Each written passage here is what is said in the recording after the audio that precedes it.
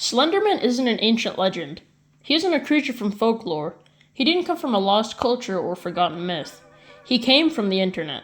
A single image, a single post, and a single idea that spread faster than anyone expected. And somehow, a fictional character became one of the most disturbing modern legends ever created.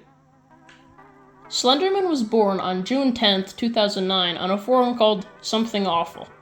Users were competing to create the most unsettling paranormal image. One user, Eric Knudsen, also known as Victor Surge, posted 2 black and white photos of children, with a tall, faceless figure standing in the background.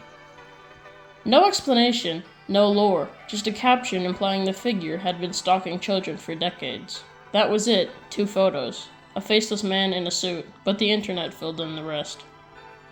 Within days, people started adding their own stories, fake documents, fake police reports, and fake eyewitness accounts. Not to deceive, but to build a shared myth. Slenderman became a collaborative horror project, shaped by thousands of people at once. He wasn't just a monster, he was a template, a blank figure you could project anything onto. Tall, thin, faceless, silent. A creature that could appear anywhere because he came from nowhere. By late 2009 and early 2010, Slenderman exploded into creepypasta culture. Writers described sightings in forests, static interference on cameras, missing persons cases, and a tall figure watching from the tree line. The details were always the same. He didn't speak, he didn't run, he didn't attack, he just appeared. The fear came from the idea that he was always there, just outside the frame. Then came the series that changed everything, Marble Hornets, a YouTube found footage project that was treating Slenderman, renamed The Operator, as if he was real. Shaky cameras, static distortion, a tall figure standing motionless in the background. It felt raw, unpolished, authentic, and it convinced millions of viewers that Slenderman wasn't just a meme, he was a phenomenon. Marble Hornets didn't just tell a story, he created a style of internet horror that still exists today. As the legend grew, something strange happened. People started reporting sightings, not because Slenderman was real, but because the idea of him was powerful. Tall shadows in the woods, figures in the corner of their eye, static on a camera that couldn't have been glitched. But the human brain fills in the blanks, and Slenderman was the perfect blank.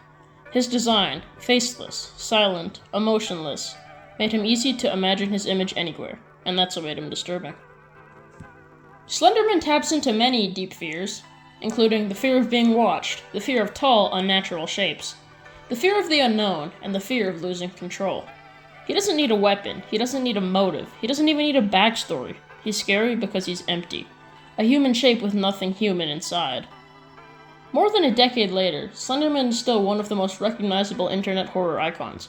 He inspired things such as games, ARGs, documentaries, thousands of stories, and an entire generation of online horror creators.